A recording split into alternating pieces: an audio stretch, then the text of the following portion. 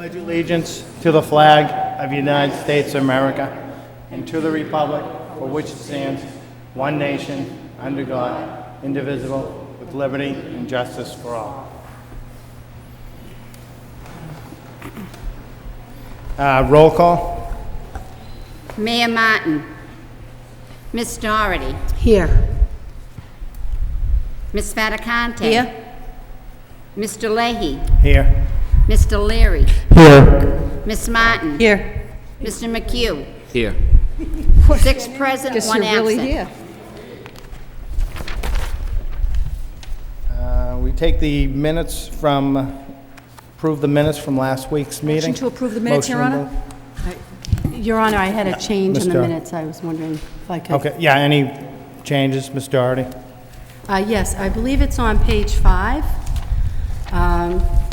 And this is the paragraph referring to the speech I made about the budget, which I, in fairness to our secretary, realized was rather long-winded. But I think for accuracy's sake, I'd like to replace it with this paragraph that I think really gets to the point of my initial remarks and stays within 10 words of what the secretary has here. So could I read that? Sure, do we need to read it or just put it No, in you for the can minutes? just give it to She the... should read it, okay. Yeah, okay. Thank you. Oh, okay, so you guys know what you're ahead, approving, yep. I guess. Should be, Okay. Ms. Doherty stated that based on information in a recent news article, she was disappointed by certain reps' apparent unwillingness to fight for the Senate funding proposal. She was also concerned that some city councils indicated substantial cuts to the schools if there was a shortfall in state funding. Ms. Doherty noted the city contributes about $5 million less in school funding than it did in 1992. So that, my motion would be to accept the amended minutes of the June 21st meeting. Okay. Do we need a second for that? Yes, Yeah. Okay. second. Seconded by Mr. Leary. All in favor, say yea. Aye. Aye. Opposed? Minutes as Okay. amended, approved, say. Okay. Minutes. And secondly, we need to approve the special meeting of June 29th. Motion to approve the special meeting of the... Okay, by Ms. July, Fattacante, June seconded 29th. by Mr. Leary. All in favor, say yea. Aye. All opposed? Meetings are... It's approved. Okay, under permission to enter, Mr. Rorak. Thank you, Mr. Lay. We have 3 contracts this evening. The first one is for Collins Education Associates Limited Liability Company for $41,120. The purpose of this contract is to provide professional development to middle school teachers in the Collins Writing Program to learn strategies to help improve students' writing. The funding is provided through the local professional development budget as well as the Title I grant. The second contract is for Metamorphosis Teaching Learning Communities, Inc. for $33,600. The purpose of this contract is to provide a series of workshops to mathematics resource teachers to improve their teaching skills and mathematics content. And that funding is to be provided by the Title IIA grant. The third contract is for Research for Better Teaching, Inc. for $78,000. The purpose of this contract is to provide leadership training to high school administrators, counselors, department chairs, and house administrators, and to also provide professional development support to elementary and middle school administrators as a follow-up to the DNA School of Leadership program that took place this past year. Funding for this particular contract will be through the Title I grant. Move for approval. Move approval, Your Honor. Okay, move for approval by Ms. Fattacante, seconded by Ms. Doherty. Roll call. Mayor Martin. Miss Doherty. Yes. Miss Fattacante. Yes. Mr. Leahy. Yes.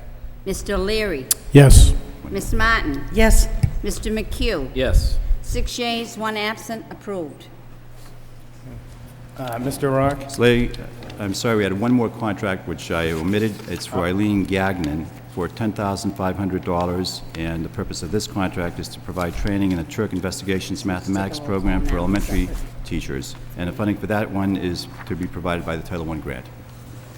Okay, we have a move for approval on that Move approval, Your Honor. by Ms. Fattacante, seconded by Ms. Doherty. Roll call. Mayor Martin. Miss Doherty. Yes. Miss Fattacante. Yes. Mr. Leahy. Yes. Mr. Leary. Yes. Miss Martin. Yes. Mr. McHugh. Yes. 6 yeas, 1 absent, approved. Bill comes and sits. Next, we go to the memorials. By committee as a whole, we have Robert J. Hudzik, husband of Bonnie Hudzik, paraprofessional at the Green Alge School, father of Laurie Lang, teacher at the Daly School, and father-in-law of Jay Lang, assistant superintendent of finance and operations. Second, by Regina Faticani, we have Kenneth Waldrip, father of Darlene Durant, guidance counselor at the Sullivan School. Can we have a moment of silence? Thank you, honey. Thank you. May they rest in peace. Thank you, honey.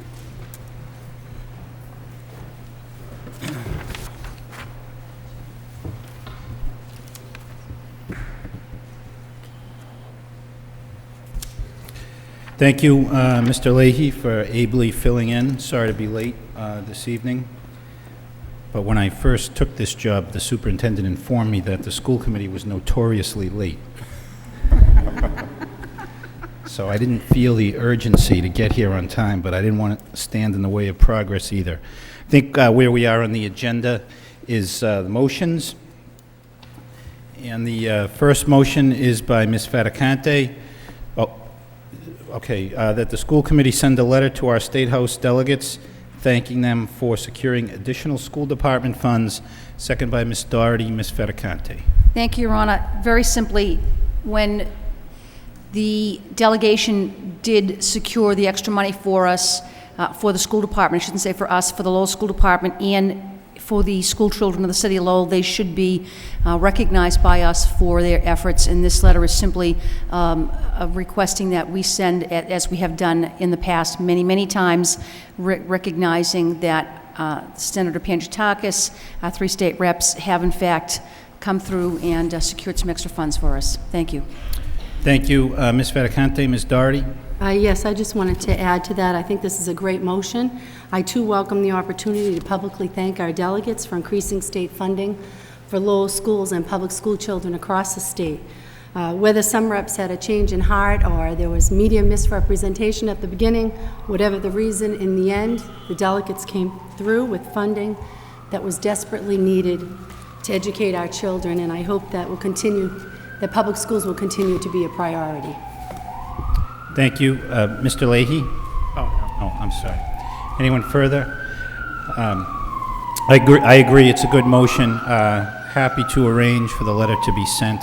I can tell you the mayor's office was planning to send similar letters, just holding off and seeing how we do with the veto overrides. So, but that I don't think affects the school department. So, all those in favor of the motion say aye. Aye. Any opposed? The motion is approved unanimously.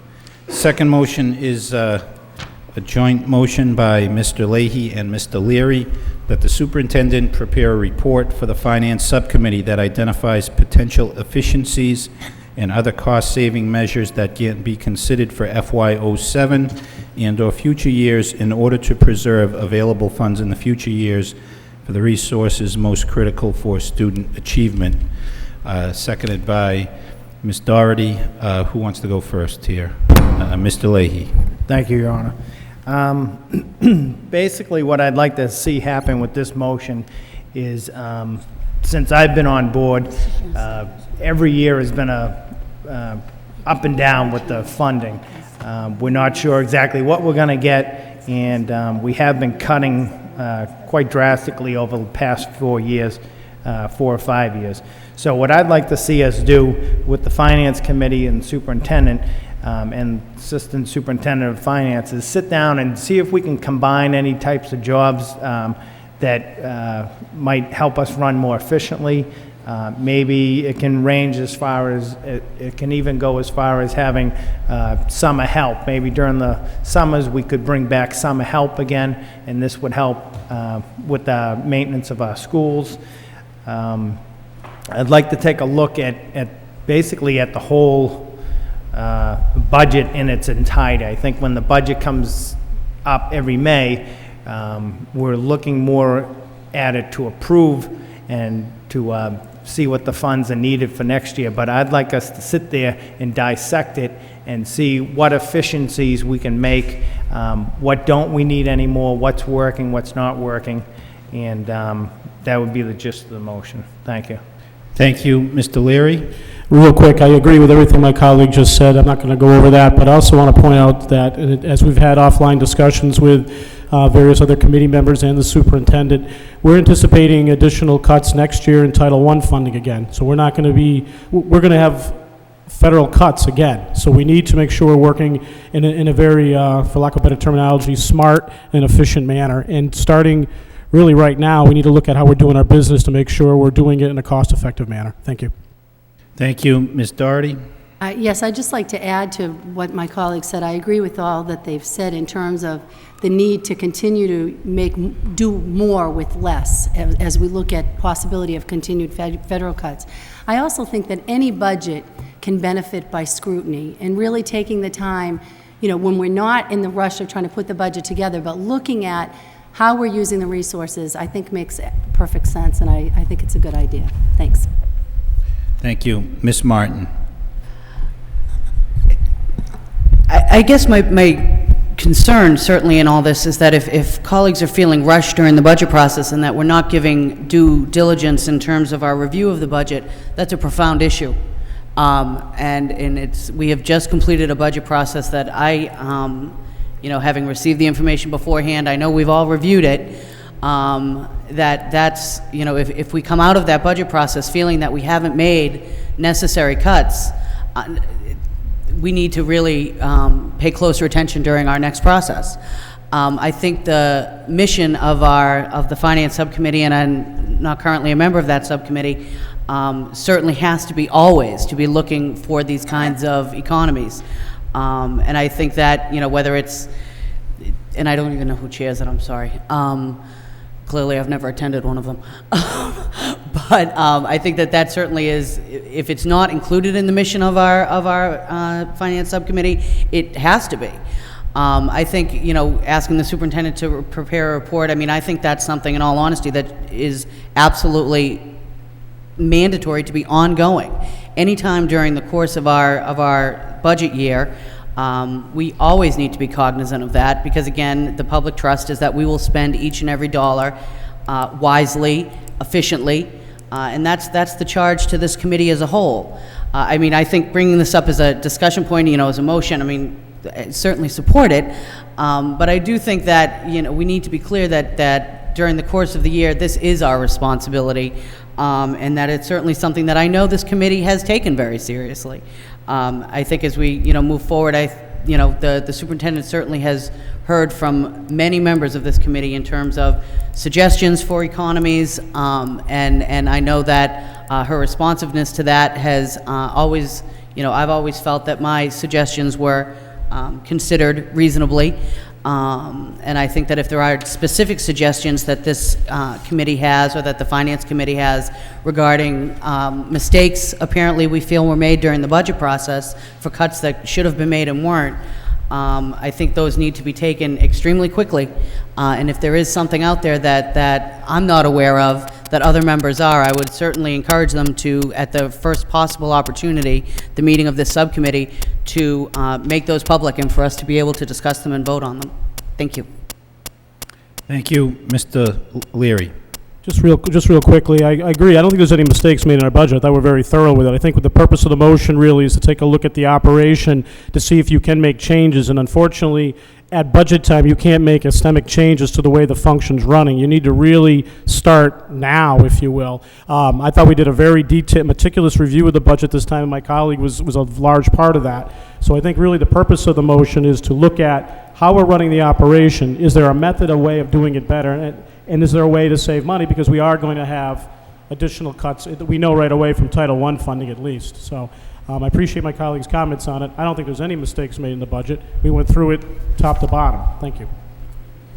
Thanks. Mr. Leahy. Thank you. Just in response, I do value what Ms. Martin said, but as Mr. Leary stated, I think what we need to do is start looking at the budget now, and that's all I'm suggesting. And over the course of, say, the last 3 or 4 years, maybe there are different departments that can be combined, maybe they can't be combined. But I think now is the time to look at it. With the cuts in Title I and the cuts that'll probably be coming next year, my issue this year was I felt I made a mistake on not speaking up close enough on, soon enough on reading teachers in our classrooms. So now what we end up with this year, due to trade-offs, which are beyond anybody's controls, is some schools we don't have a reading teacher in some of the elementary schools. We have a new program for a reading program, which should help. We have reading coordinators, but some schools are missing the reading teacher aspect. So hopefully by this motion, it will also generate discussion as a whole. And that's what I'd like to see also, because and I do think the superintendent and the assistant superintendents take our concerns very seriously, but when we come at them one at a time, it would be there's more strength in numbers. So as we sit down as a committee and as a committee as a whole and come to them with our direction, I think it sends a loud and clear message. And basically, that's what I would hope to accomplish with this. I do respect everybody's opinions, and I think that the committee does, we do look at the budget year-round, but this is a good time to really dig into it and come up with some solutions that may help us be more just to make us stronger for the upcoming year. Thank you. Thank you. Mr. McHugh? Thank you. As the chair of the Finance Committee, I think I do understand the motion. I think during the year we have looked at things. I know I have particularly put motions in November, December, and even into January to gather information, to have it ready, so when we get into the budget season, I have the financial numbers to look at. I think the intention of this motion is to try to do that as a group and look at more of the global picture. I know we discussed the world language program, which was eliminated this year, but there was cost savings, but we had those numbers during the budget session. So I think the intention of the two colleagues is to try to gather that early on. So I think I agree it's now's the time for maybe this committee to look and just bring the administration and start having them work on what are the items we want to have them look at for efficiencies, not necessarily just direct them to tell us what to do. I think what Ms. Martin's trying to say, that's our role. Our role is to be taking control of that budget and to walk ourselves through this. So I would welcome that as an opportunity to start this and start looking at the global picture and start focusing on what are the items we need to look at. And I think an idea of what are we going to get for grants this year versus what we got last year. We'll probably know that in early fall. So now we can see what type of reductions we are having, and the trend has been in that way. Now we can use that as an analysis tool to start to look into next year's budget. Hopefully that they won't be, but realistically they probably will be reduced again, and we have a percentage that we're going to look at, so we can start identifying a plan. How are we going to handle that when it comes time to the budget session, as well as looking at efficiencies that we feel that we need to look at. If it's management, then let's look at it. Let's get the organization chart. Let's start focusing on job functions and what we can do. If there's something we have to look at there, that's another opportunity. But I think it should be us as the committee to kind of, I think what Ms. Martin's saying is to drive this process and not just say to the administration, just tell us what you think. I think we got to start working with them.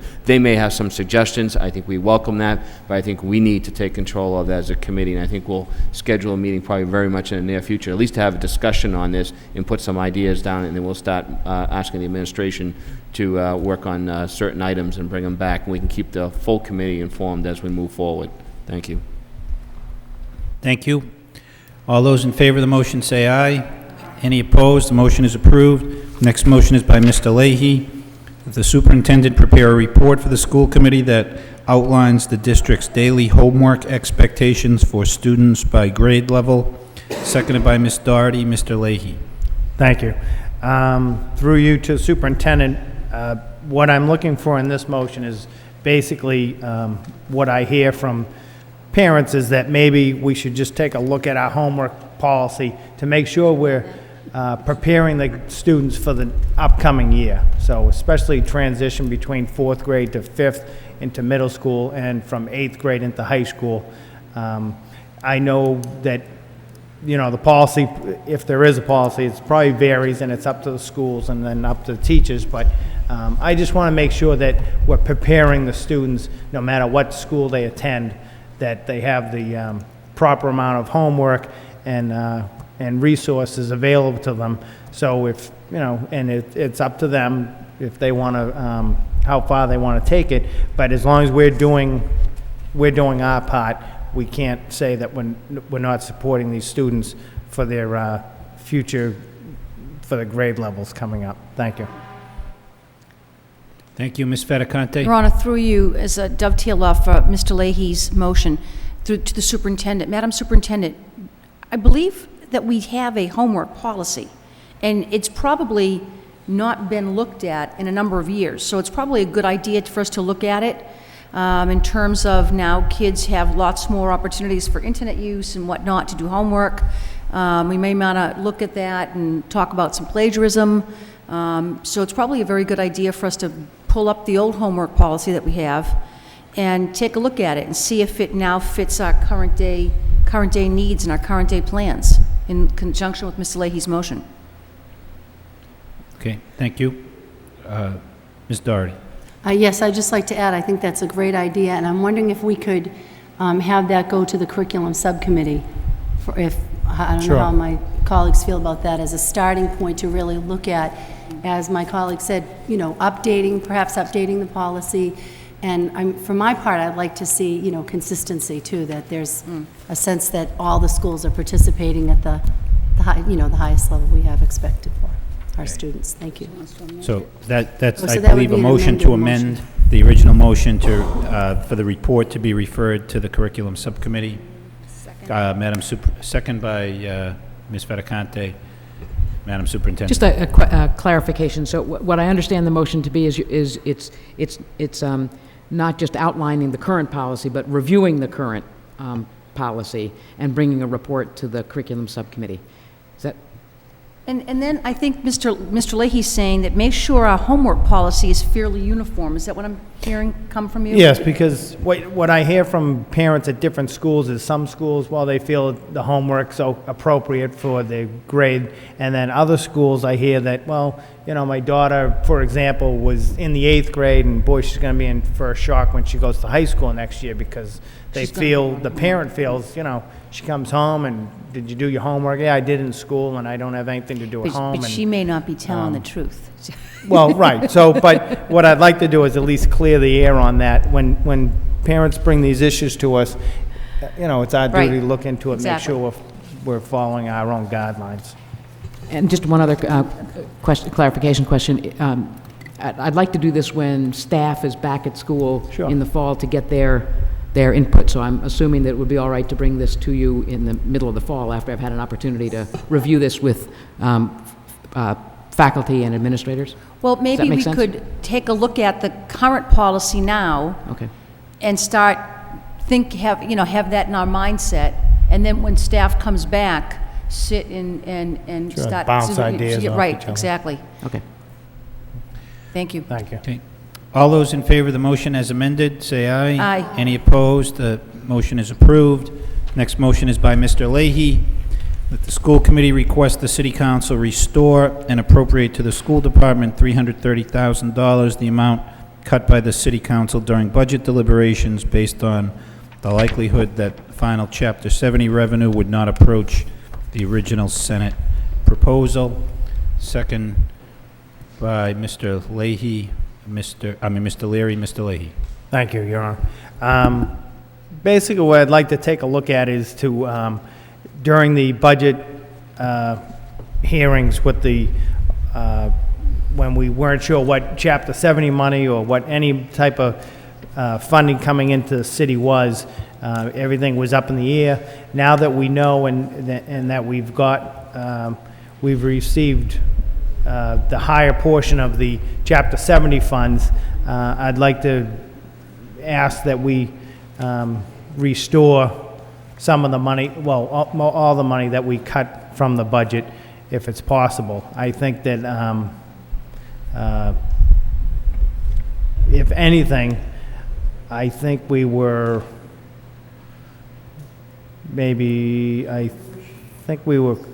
probably, the difference might be about 200,000 or and change. So basically, we put the higher number to make the motion easier for everybody to understand. But I think that the money did come in higher on the Chapter 70 end and all around, maybe even on the city side.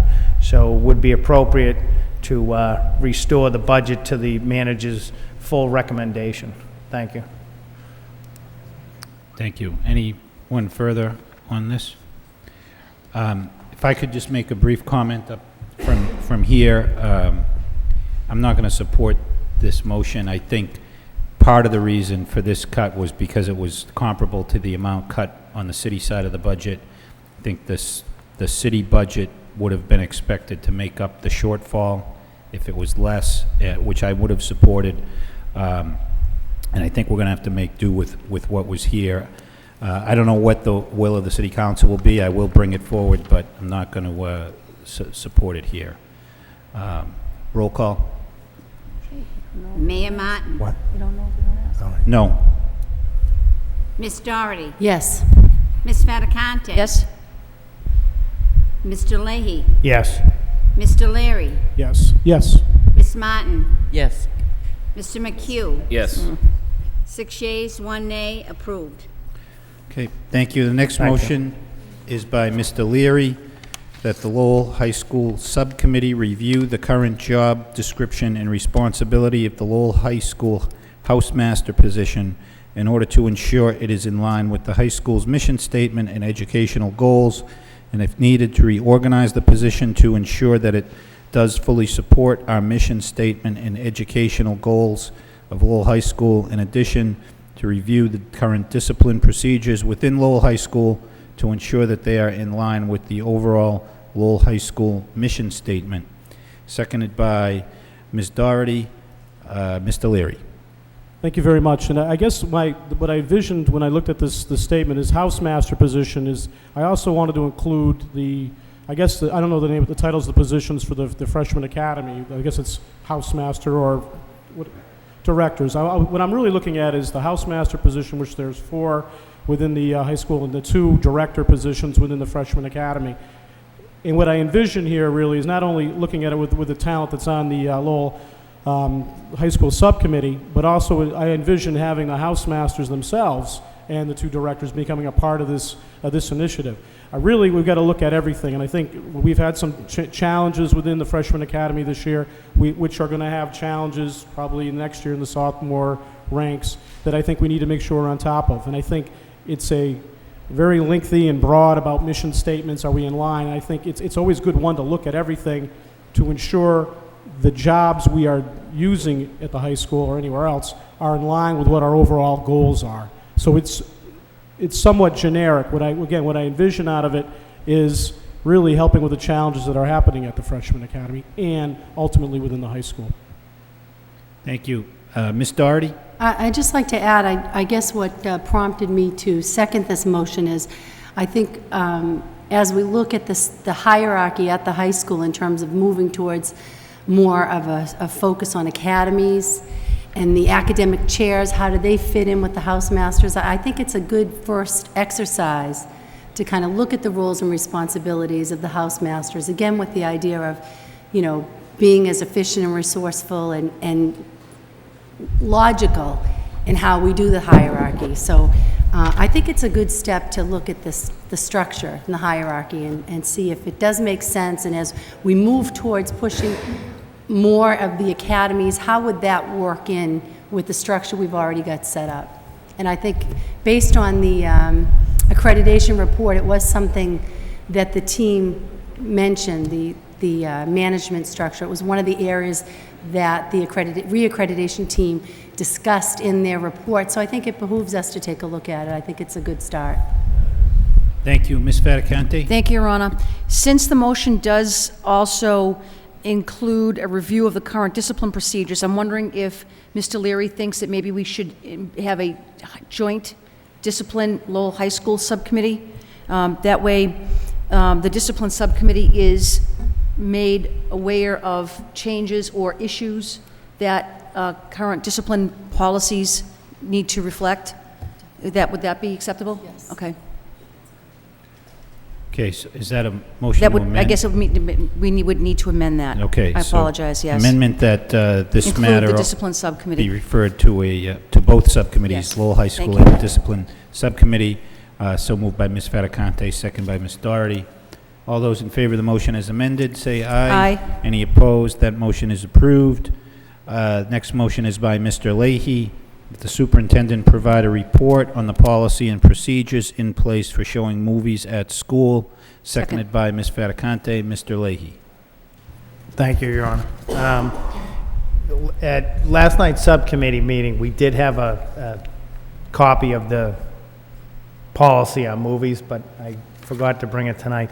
But what I'm looking at, I think on the policy, it didn't really say that all movies had to be at the principal's discretion. So I would ask my colleagues if we would like to take a look at the policy again. But what I think we need to have on there is that all and any movies are just okayed by the principal in the school. That way they can keep track themselves of how many movies might be being played during the school year, because right now I believe it only says that substitutes for the day need to get permission by the principal. But again, from parents that I've talked to, they just feel at some schools, not all, but here and there, just, too many movies that really don't have anything to do with the curriculum being shown, and for whatever reason. But I think if we took a look at the policy, I don't think we need to meet on it, but just if everyone agrees that maybe they should be at the principal's discretion, it'd be a good change for the policy. Thank you. Thank you. All those in favor of the motion say aye. Aye. Any opposed? The motion is approved. Ms. Martin. Oh, I'm sorry, Madam Superintendent. I just would like clarification on, is it the motion that, as written, you want to report on the policy and procedures in place? Is that what? Well, Or did the I think, committee well, just? how about if we, basically, I'd like everybody to get a copy of what the policy is. They can take a look at it, make any suggestions you'd like. But in my opinion, the key thing that's missing is that all movies should be approved by the principal, no matter if it's substitute or regular teacher. Then we can keep track of, a principal may say that, geez, I don't know how many movies were shown this year, but, we did it because of testing, or we did it because of this or that. But we should keep track of that, so don't have too many movies in the schools. Madam Superintendent? I'd welcome the opportunity to have that discussion at a subcommittee meeting of whether what are the pros and cons of that approach to responding to the particular problem. So I'd welcome the chance to have that as a discussion in a subcommittee. Happy to provide the policy and then have a discussion perhaps at the curriculum. What curriculum? Curriculum subcommittee. Okay. Okay. Ms. Fattacante? No, I was actually going to suggest that since Mr. Leahy wanted us to come back to this, that we should probably put it under unfinished business, but since it's now going to a curriculum subcommittee, I show movies too, but they are clearly content appropriate, and it's not because I don't have a lesson plan that day, or I don't have anything else to do that day. And I'm okay with showing movies, as long as it is part of the content of the curriculum. And we have so much to cram into a very short span of time that I can't believe that you could think that you could just, show Old Yeller, and if it wasn't part of your curriculum. So that's my concern, that we're not looking, that some people may not be prepared, and it's really easy to put a video in, and that's a concern. Okay. Well, the motion is to get the policy. I, for one, am not familiar with it, so let's get it. I'm sure the discussion will ensue from that point. Next, we have subcommittee reports. The first subcommittee report is the Transportation Subcommittee report on approval of the minutes of the June 29, 2006 meeting by Ms. Fattacante, Chairperson. Thank you, Your Honor. we met to discuss, the Transportation Subcommittee met to discuss the issue of bus radio. We got a report from our Transportation Director, John Dakota, that about 90% of our bus drivers currently have the radio on in the bus. They feel that putting the radio on helps kids sort of relax, takes their attention away from fighting with other kids and whatnot, and is a preferable tool. But then Mr. Dakota went on to tell us the radio station that was currently being played on some of the buses, and radio stations currently being played on other buses. And I think that some parents may have great issue with some of the music being heard. And I know the two radio stations in particular, and I occasionally listen to them, and I have an issue with some of the music I hear. So if I have an issue, then I'm sure that some parents of a 12-year-old may certainly have an issue with the way women are depicted and whatnot. So we certainly want to aid our drivers in any way possible, so we thought we would try this bus radio. So let me tell you the concept, Your Honor. We will be the agency responsible to decide what songs get played. So it's sort of like it's like elevator music. You decide that, we're gonna do, Keith Urban one day and Dolly Parton the next day. I don't know, I'm just pulling stuff out, okay? I'm not a big country western fan too, but whatever.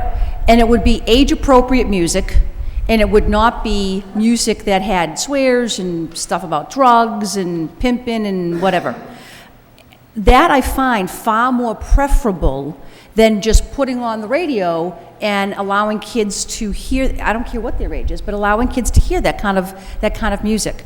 So now, and we're not going to get much money out of this. I mean, it's not an issue about the money, it's an issue about controlling, and I hate even to say that, but controlling what kids are going to hear while they're a captive audience on the bus.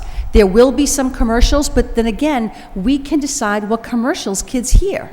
So we can pick commercials about juice or sneakers or about cereal bars.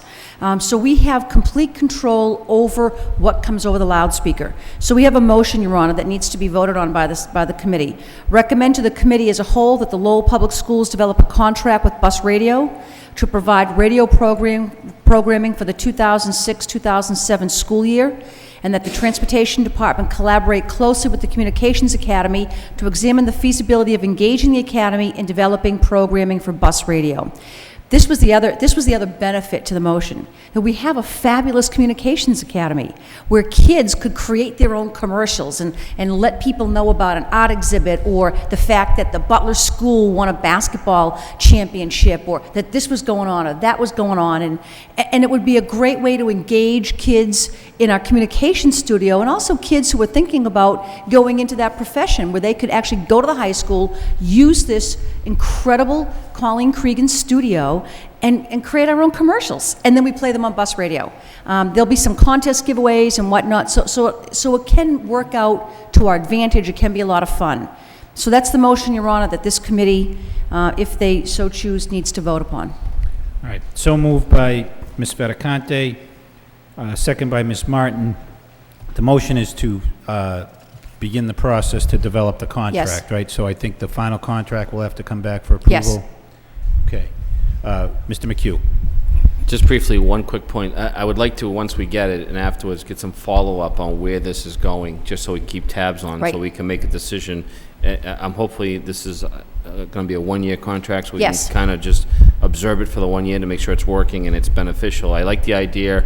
I mean, I think we have, like, sporting things, you could put those as the commercials to let children know at other schools that the Lowell High football team is playing Friday night. I mean, that'll help attendance as well as put support out for our programs as well. So I like the idea, but I'd just like to get some continued follow-up, maybe quarterly, from Mr. Dakota on how this is going, as well as once he gets the revenues that we would be seeing, once we determine what that will be, just as more of informational purposes. Okay. Roll call? Mayor Martin. Yes. Ms. Doherty. Yes. Ms. Fattacante. Yes. Mr. Leahy. Yes. Mr. Leary. Yes. Ms. Martin. Yes. Mr. McHugh. Yes. 7 yeas, approved. Okay, thank you. The next subcommittee report is a joint safety and discipline subcommittee report and approval of the minutes of June 29, 2006 meeting. Chairs are Ms. Fattacante and Mr. McHugh. I'll start, Your Okay, Honor. Ms. Fattacante. There are several motions that have come out of this subcommittee that this committee needs to be aware of and contemplate this evening. This issue started with the arrest of a 21-year-old student at Lowell High School. Our concern about having a student of that age at the high school, and what this committee could in fact do to ensure that 15-year-olds are not going to school with 21-year-olds. So we had a lot of discussion, and we also were extremely concerned about the fact that, at least I was, and I want my colleagues to chime in, that a student got arrested on high school property and absolutely nothing happened to that student. And it became a huge incident with international proportions. A, this committee was never notified, and B, no punishment whatsoever from this committee went to that student. So that means that when youngsters come back to school in the fall, they might be thinking, hey, no big deal, start a little riot in the library and get arrested, nothing happens. So the first motion addresses what in fact will happen. We're asking that the superintendent draft a policy for committee consideration that prohibits the students from participating in any school activity. And what I mean, Your Honor, and this committee had to grapple with it when we sat down to discuss it. Athletics, clubs, the prom, graduation, school trips, everything. For 6 months of school time if a student is arrested on school property. I think when the committee sat down, and there were, this joint committee actually encompassed the entire school committee. So when the entire school committee sat down within the two subcommittees, we felt very strongly about this, that students have to know if they commit an act so egregious as to be arrested on school property, they will lose the benefit of participating in any school event. That was the first issue. The second is recommended that to the committee of a whole that it's direct the superintendent to notify the school committee in a timely manner when a student is arrested on school property. Because here's what happens, Your Honor, and I'm sure it happens to you too. About a week later, you find out. Everybody's talking about it, and everybody wants to know what you're going to do about it, and the reality is, none of us knew. And when we found out, it was because people had told us, and we brought it forward to the committee. So that's the second thing.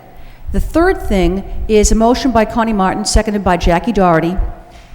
Direct the superintendent to have Attorney Ortiz to draft a policy for committee consideration that sets the age limit of 22 for attendance in Lowell Public Schools, the same as current law provides with youngsters for special needs, and establishes a screening procedure for identifying and providing alternatives for youngsters in grades 7 through 12 whose age may make their placement in a traditional school setting inappropriate. And that was approved in a 4-2 vote, a 4-0 vote. Again, the idea behind that, Your Honor, was when we have a 16-year-old in the 8th grade, and we know that that child from the 8th grade will be coming to the freshman academy, 17 years old. They can drive themselves to the freshman academy. And I don't know how, I need to be able to assure parents that their youngsters are safe and that their youngsters are not going to come in contact with a youngster that may persuade them to drive off school property in their own car. And I think that allows us to create some kind of policy and or some kind of program that funnels kids into the school system but maybe in a bit of a separate setting when they begin to age out of the program. So those are 3 motions that we need to take up here, Your Honor. Okay, these motions are, though, for policies to be prepared for consideration. We're Yes. not adopting policies this evening. That's correct. Okay. Mr. McHugh, okay. Is there a preference to take them separately or together? Take them together. I think when they come back as final policies, they'll need separate roll Right. calls on Because they each. are pretty serious. They're Right. very serious. Okay. Madam Superintendent? If I could just clarify that in anticipation, Attorney Ortiz and I did draft both policies, so they're under new business. Not that you need to vote them tonight, but I wanted you to have them in the event that you wanted to. I'm sure the committee wants to vote policies this summer. Right. In anticipation. If you were comfortable with them and wanted to vote them tonight, we could include them within the handbook. I would prefer that we meet again, because this is a very important issue for my colleagues, and I know it was, because we grappled with, especially this first one, because it's a tough one, but we felt that we really felt that we needed to be tough about what happened. So I want us to all, again, come together as a joint subcommittee and to go through these 3 proposed policies and to make a decision about where we want to go with them. Okay.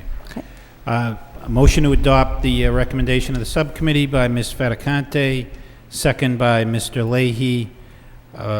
Roll call. Mayor Martin. Yes. Ms. Doherty. Yes. Ms. Fattacante. Yes.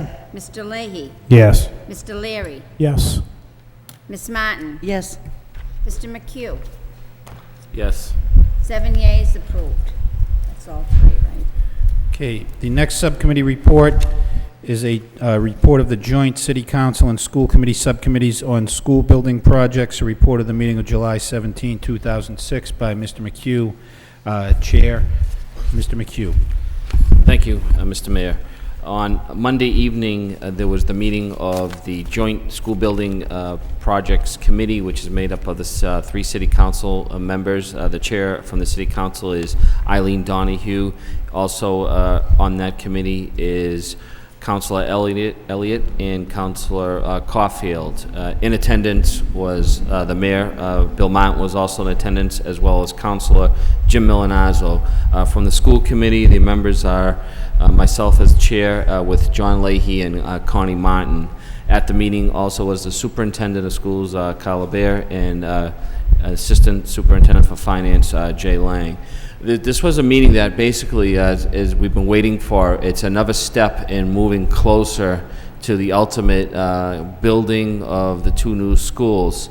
This was geared towards awarding a project manager for the project, and the recommendation was to hire, after an extensive review of all the different applicants who submitted proposals to oversee the projects as an independent set of eyes for the city.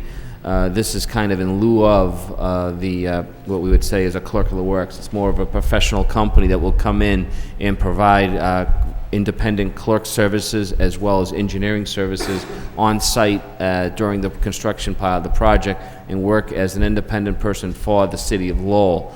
At that meeting, Mr. Lang recommended Watermark Environmental be awarded the contract.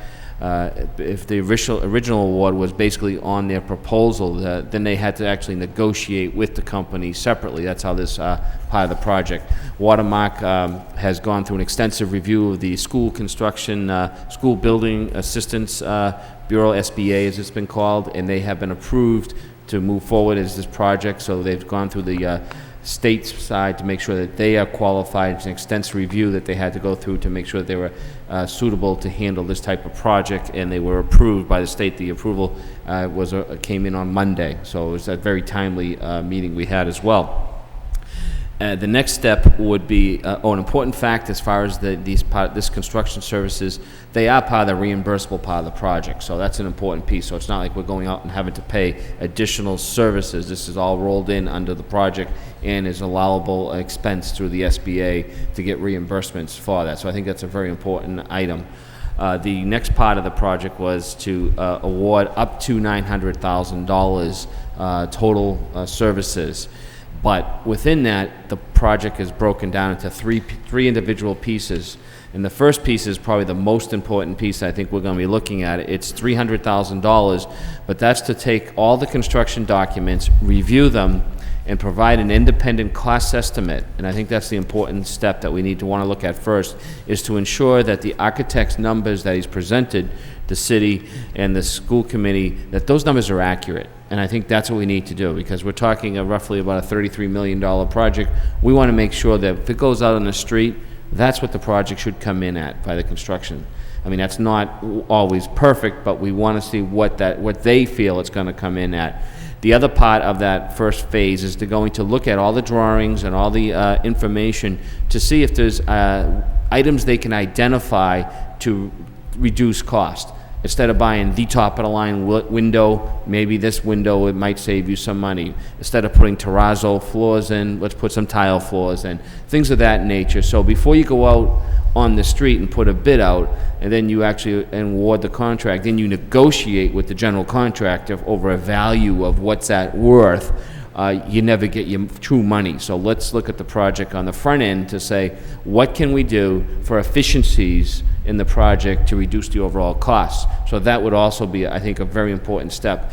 At that time, they will come back to this committee and make a major presentation, and I would recommend anyone interested to show up, because I think that would be a very important meeting to see where we are going with these projects.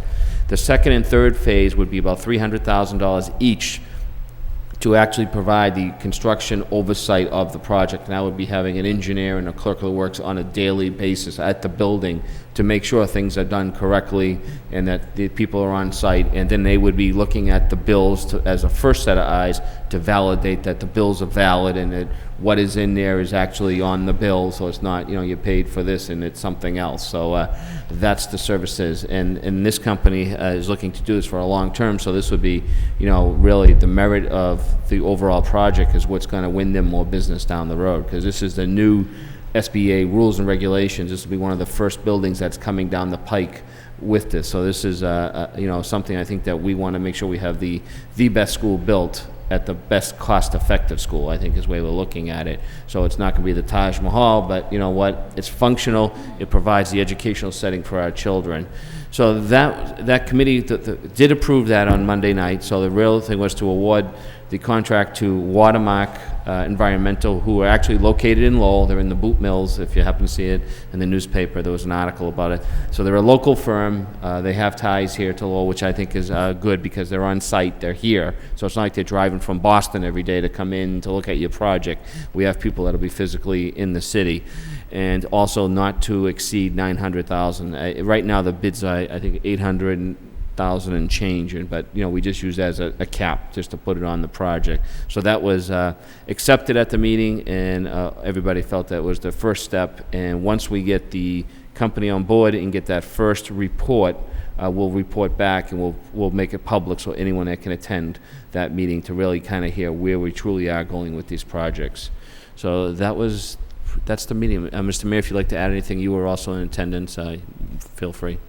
I think if there's no objection, I'd just point out that it's going to be a phased contract, so that the first phase of this initial $300,000 is the cost analysis of both schools, and then the second $300,000 will be project management for each school.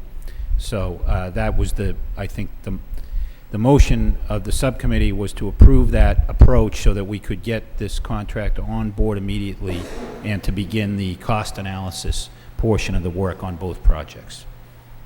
So I'll put that as a report of progress. Okay. So motion to adopt the report of the subcommittee by Mr. McHugh, seconded by Ms. Faticante. Need a roll call? No, just, Okay. All those in favor say aye. Any Aye. opposed? That subcommittee report is approved. Next subcommittee report is for the Curriculum Subcommittee, report and approval of the minutes of the July 13, 2006 meeting. Ms. Martin, chairperson. Ms. Martin. Thank you very much. Reporting out on this Curriculum and Instruction Subcommittee meeting, in attendance were myself, Jackie Doherty, James Leary. Also attending were John Leahy, From central office, we had the superintendent, Carla Brooks-Bear, Ted Rurak, our deputy superintendent, and Jean Franco, our assistant superintendent. And also from central administration were Dr. Pam Buchek, our reading ELA coordinator, and Claire Abrams, who's our district-wide mathematics coordinator.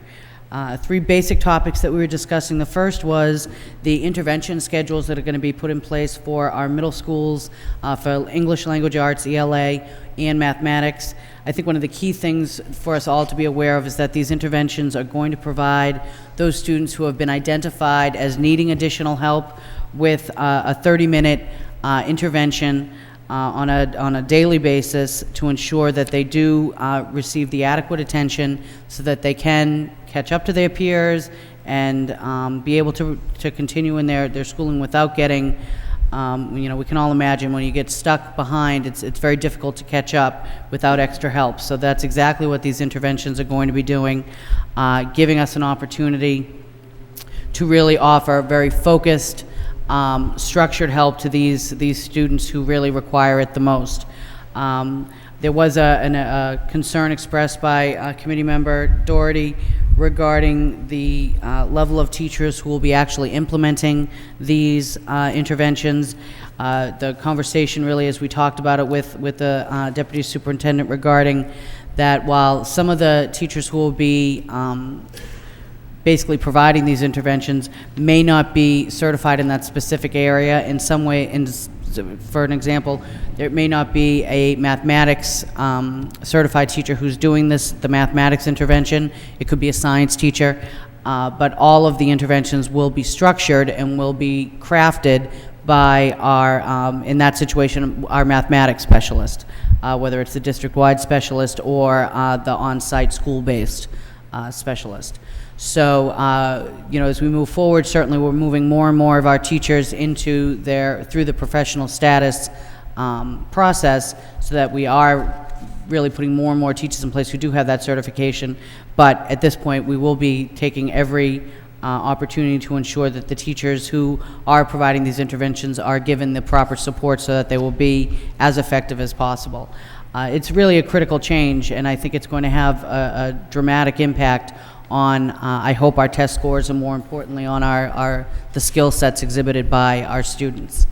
The second topic that we had discussed was the elementary school reading needs, a conversation that has been ongoing during our budget process and beyond, regarding the choices made by some of our school-based administrators regarding their priorities. We did discuss the concerns that members had, specifically Mr. Leahy also had raised regarding the fact that some schools do not have specific reading teachers assigned to them. I think we all recognize that in a perfect world we would certainly want to have that kind of specialty and have that resource for our students at every school. But principals were making reasoned decisions and priorities based on performance, based on whether it was MCAS or other testing measures that we employed, to ensure that they were providing their students with the additional support in the areas where they most needed it. So it is something that, as we move forward, certainly we'll be continuing to talk about and will certainly be a priority in terms of what we want to do for next year. But we did accept it as a report of progress. The final topic was the wellness policy, which we have reviewed for the most part. The only change was that the district policy does meet state requirements, and adhere to the John C. Stalker Institute of Food Nutrition A list, which I'm sure means a great deal to everyone who's been following this Stalker Institute for so long.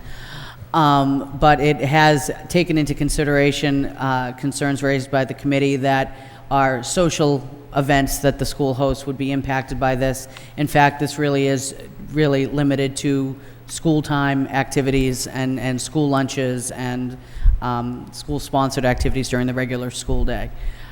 Those were the three items discussed. There were, I'd open it up and welcome any additional comments as to specifics by members who were in attendance as well. Thank you, Mr. Leahy. Thank you. I did want to speak about the middle part of the meeting, the elementary school reading needs. As Ms. Martin did say, we did spend quite a bit of time discussing this, and I do realize that this year, for next year's preparation, for preparation of next year, a lot of schools did make sacrifices. We had to make trade-offs. But my issue was that I just didn't think it was right that we didn't have a reading teacher in some of the schools. I thought that there should be a minimum of one. I have been reassured that the new Scott Forsman reading program should help out tremendously for next year. I did have one question I just wanted to clarify through the superintendent or Mr. Rorak, that every elementary school is going to be running this new Scott Forsman program with the, what's it called, the Streets program? Deputy Superintendent Rorak can respond to that. Sure. Every school will have the new program with the exception of the Washington School. Okay, and the Bailey will also have it? That's correct. Now, why would the Washington not? There was a decision by the administration and faculty at that time not to implement the program at the present moment, and they'll be reviewing the success and the interventions at the other elementary schools before they move forward with the new program. So I would be optimistic in looking forward that in the future they probably will implement the new program. All right, the Washington would be one of my concerns that doesn't have a reading teacher anymore, though, right? They had to make choices, and they decided that they didn't have that position now, so.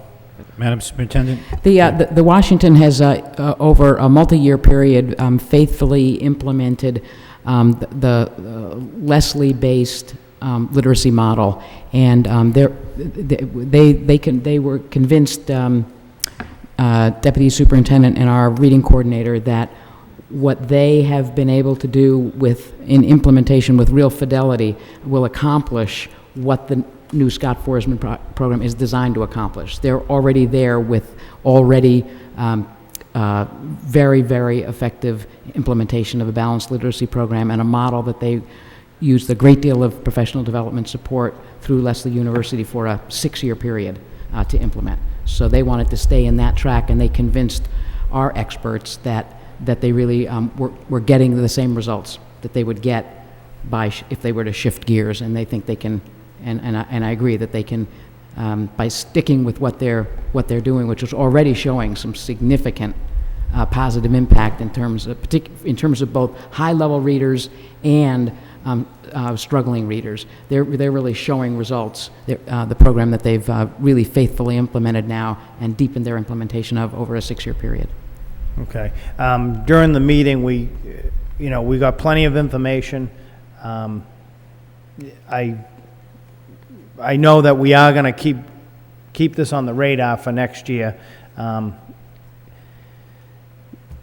With some of the information we did get at the curriculum meeting, it does show the problem areas, the 1st to 2nd grade students, and then maybe I think the second tier was at say 4th grade, and that's where, whether it's cuts we made in transportation, kids aren't getting to preschool anymore, and they can't get assessed until they're in their 1st grade, so that's going to be I guess a traditional trouble spot.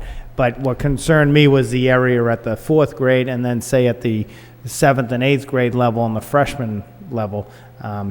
So I know we don't have the funds this year, and I know we made a lot of trade-offs and a lot of different cuts over the last few years, but I hope that we follow this new reading program over the next year. I mean, I certainly don't know all the answers. I'm not a reading expert, but I know as a parent that there's a problem, and my feeling would be a reading teacher in each school would be a start at a minimum. That's only my opinion, but Whether or not it's going to be a disservice next year, we won't know until the end of next year. So hopefully, this new reading program will take care of the kids, the struggling readers especially, that are falling through the cracks. So it's certainly not a dead issue. It'll keep coming up again, but you know, what can you do without the lack of funds? We'll do the best we can, but this kind of goes back to my emotion earlier in the night. You know, going through the budget next year, if we can streamline and we can be more efficient, we'll have a better school system. Thank you. Thank you. Mr. Leary.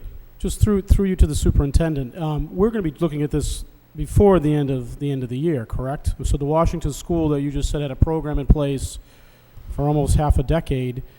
We're going to be measuring this like in October, November to see if there's success. And if there isn't success, I think what my colleagues, like his initial motion, I think was what we had discussed, we probably would add reading specialists if we really need to make those changes. Okay, that's, okay. Absolutely.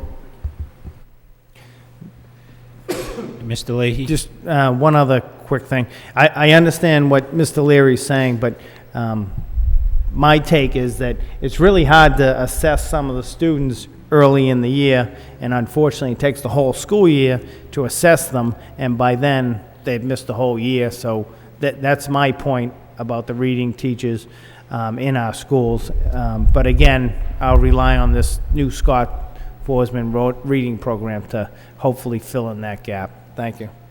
Thanks. Mr. Leary. Just a quick question, and I don't mean to belabor. And I asked it earlier. We're going to be. I said, and you made me think of something. Just a second ago, you said we're going to be tracking it throughout the year. Is there a mechanism to know in, I don't know, October, that this is not working, and we can make adjustments quickly? Because what my colleague just said is we really look at the end of the year, and I'm the newest one here. I don't think we can wait to the end of next year and say, oh, it failed. Now we'll make another change, we'll buy another program, we'll go in a different direction. I want to know, like, maybe November if it's working or not. Well, I think that realistically, the best way, the first really significant opportunity to assess comes when the winter testing of the youngsters follows the fall testing. So then we see what progress every individual youngster's making. And so we can see if there are any trends of youngsters simply not making progress. And that's the critical time for, if you're looking at impact on struggling readers. So we really won't know until February? Right. Okay, so making adjustments then, my colleague's correct, we're not going to be able to make adjustments if this isn't working until springtime. No, I guess it depends on what you mean by So you do a benchmark in the fall. You lead with a program. You do a review of it to see if it's successful in January. in the winter testing of every youngster's reading progress at that point, yes. So then we'll review it in February. We'll make adjustments in March. Implementation, trying to hire somebody in April. So we're really not going to be able to do it to the end of the year then. No, I think that realistically what would happen is we would look at with existing resources, if the existing resources need to be reallocated within the school. That's the option. That's right. So we're not going to be hiring reading specialists in February if this isn't working? No, that would be... I think it's going to work, but I just Right. want to make sure. The question I had asked was, we're going to be assessing this, and what I should have said is, can we afford time to make changes, to make corrections, without looking internally? And the answer to that would be no, I guess. We can make internal adjustments right along the way. Okay. Of reallocating staff within the school, that kind of thing. Hiring reading specialists. In terms of hiring reading specialists, probably we would not be hiring readings in general. I wouldn't generally advise hiring reading specialists in February, March, or April. Typically, it's hard to find really skillful people available at that moment to assist. But we could, for example, with some modest resources, add a Title I tutor, or using the local budget, an ELL tutor. We could really look at, are there by the winter, we'll have a clearer picture of what's working for our English language learners as opposed to our native English speakers. We'll be able to look at the data that way, and that'll be really important information for us to have to make modifications in the course of the year. But in terms of making major modifications that would represent staffing changes, realistically, we'd be talking about next year. So it's safe to say we're flexible making changes, but we're not going to actually add reading specialists? Yes. Okay, thank you. Thank you for asking more questions. Thank you. Ms. Martin? If I could, just so we are clear, I mean, one of the key things, and I that I'm hearing as a concern, and that I know the committee as a whole certainly shares, is that this movement towards interventions, towards the Forsman Plan, really is specifically designed so that our curriculum activities can be more nimble, can be absolutely more adept at allowing us to address individual student needs. You know, the whole premise behind this system is the idea that you're not putting something in place and then not looking at it again for the course of the year. That one of the greatest strengths of this program is that we have, and it goes along with a lot of other changes we've certainly made in the short term, I would consider, in the last few years. I mean, moving more towards standards-based reporting on our report cards. Those are all specific actions that are taken to ensure that we are very tuned in to what students are achieving as a result of instruction. So just so we understand, this is part of a larger effort towards creating systems that are absolutely and fundamentally designed to address individual student needs within our population, which I think really is going to be what we rely on in terms of the effectiveness of this program. I think that's the greatest thing, recommending it really for our adoption at this point. Thank you. And I would submit that in total as a report of progress. Okay. As to the subcommittee report, though, the last item, I think, is a policy change that we should probably take a separate vote on the wellness policy. Is there a motion to adopt that policy by Ms. Martin, seconded by Ms. Doherty? Roll call, please. Mayor Martin. Yes.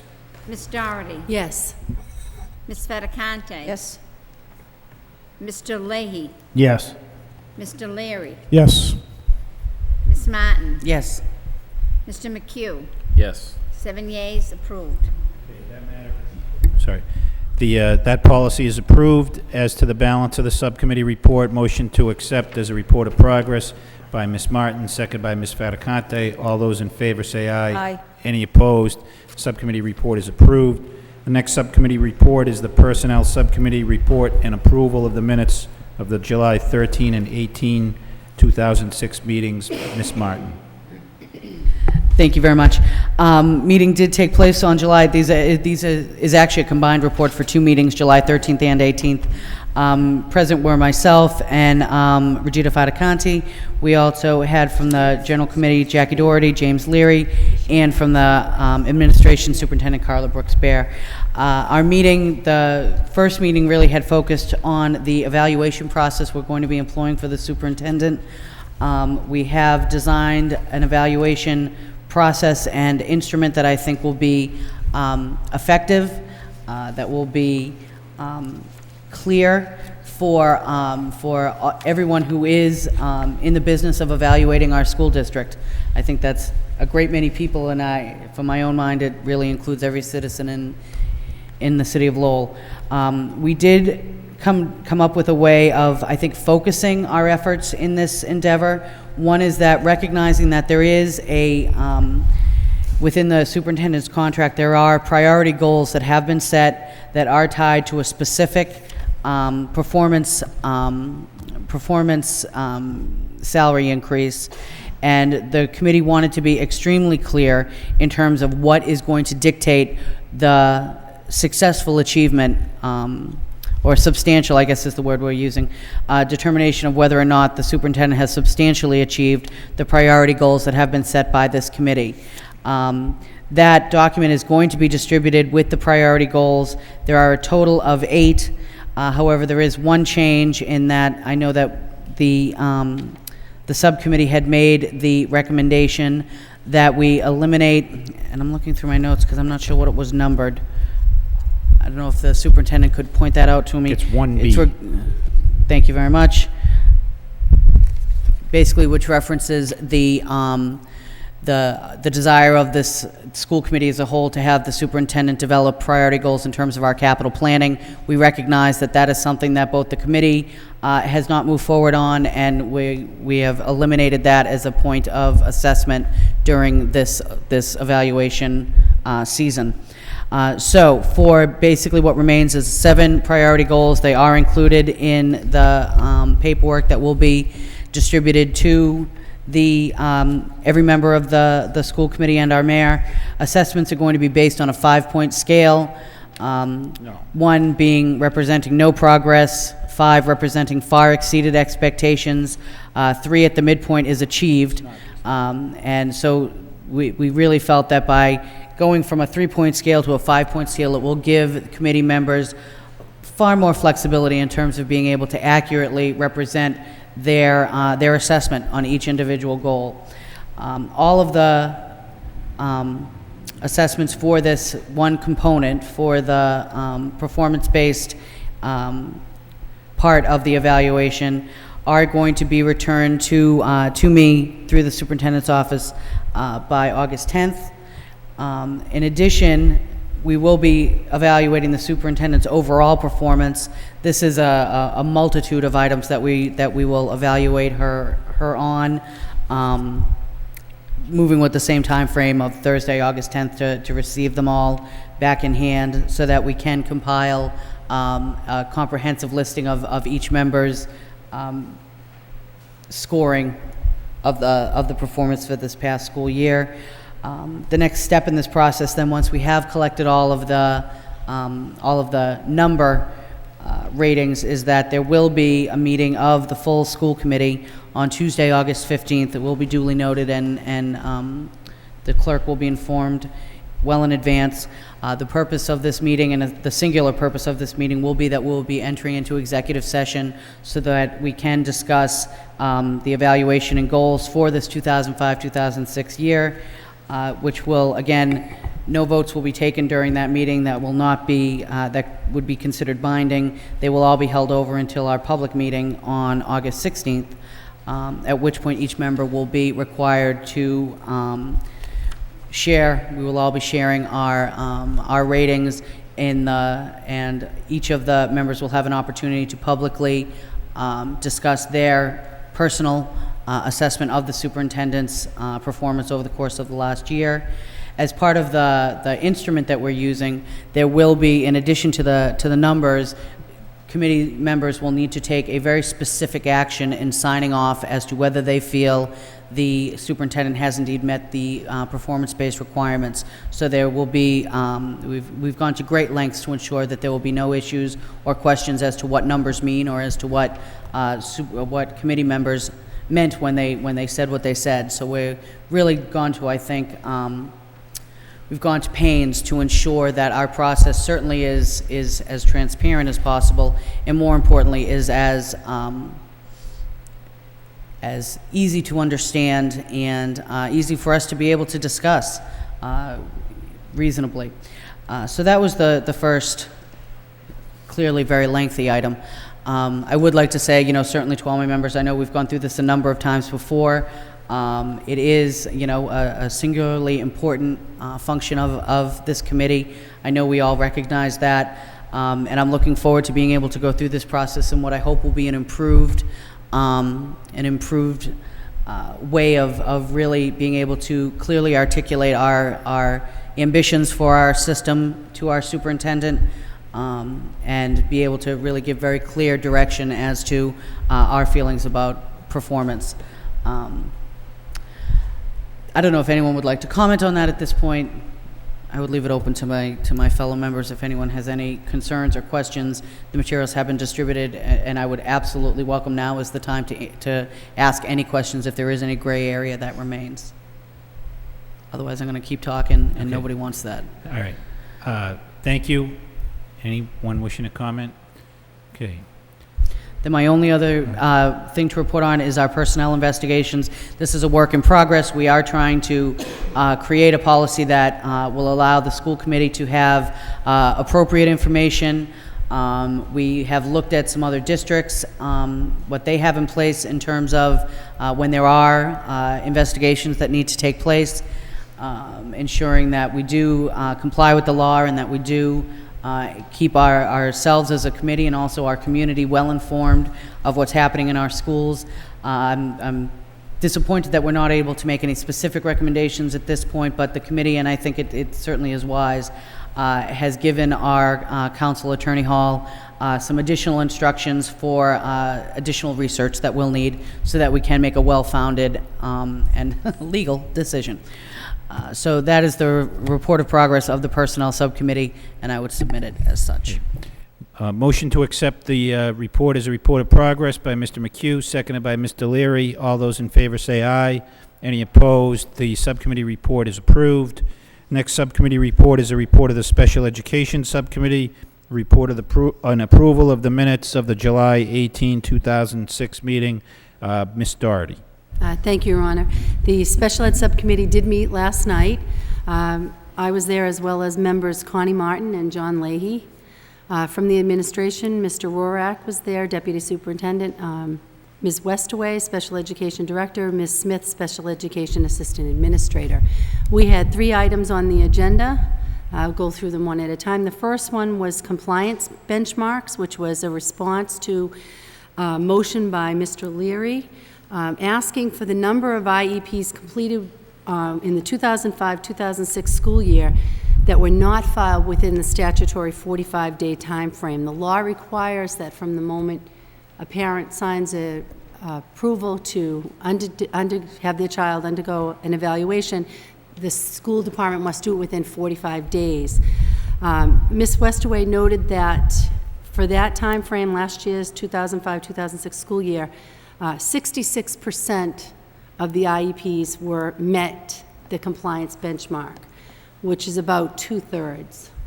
Not a great statistic, but she did note during the meeting that one of the reasons she felt the district was not able to meet the time frame was because we didn't have enough psychologists on staff to allow the completion of all the evaluations required in a timely fashion. We have, as my colleagues know, just allocated a substantial amount of funds in next year's budget to make up for that loss of hiring some psychologists and also some ETCs. And we're expecting we're going to see a major improvement in the situation. It also came up during the meeting that it might be important to look at the number of reevaluations that are being done before the 3-year timeline. The state requires that every 3 years we do a reevaluation on a special education student, and I'd asked if we had information, if we had data on how many reevaluations are being done before that time frame. And it was noted that we don't have data right now that is accessible on that, but we will begin to track that with the new school year. And it was also pointed out that if a parent, for instance, asks for a reevaluation, we are required by law to fulfill that, whether or not it's the 3-year time period has passed. So there are a number of factors to look at, but one of the concerns that came out is that we're spending a lot of time on testing and not as much time on providing student services. And that's something that we're going to be looking at very closely as we review the data that we start to collect with the new student database that we've purchased. We should be able to keep much tighter controls on this data. Speaking of data, that goes to the second agenda item, which was the special education data that I had requested in January. And without boring you with all kinds of statistics, because my colleagues have the data in front of them, I thought I'd just point out a couple of things that came to my attention that the data shows. One right off the bat was that our percentage of special ed students are going up.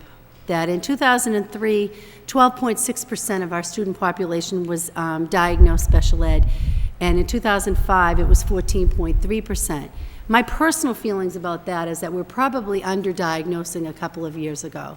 That given our population, when you look at the data in terms of who are the students most in need of special ed services, it correlates quite closely to our poverty levels, issues with language that I think we need to perhaps look at more closely. That was another item that was discussed in terms of my colleague, Ms. Martin, mentioned professional development, and if teachers perhaps through professional development could get more insight into the role of testing and how this whole process works. One of the other things that came out when we looked at the data was special ed students have the same standards as every other student in terms of the MCAS. And the expectation is 100% proficiency by 2014, just like all the rest of our students. Whether that's a realistic expectation, given the limited resources, I guess is a topic for another discussion.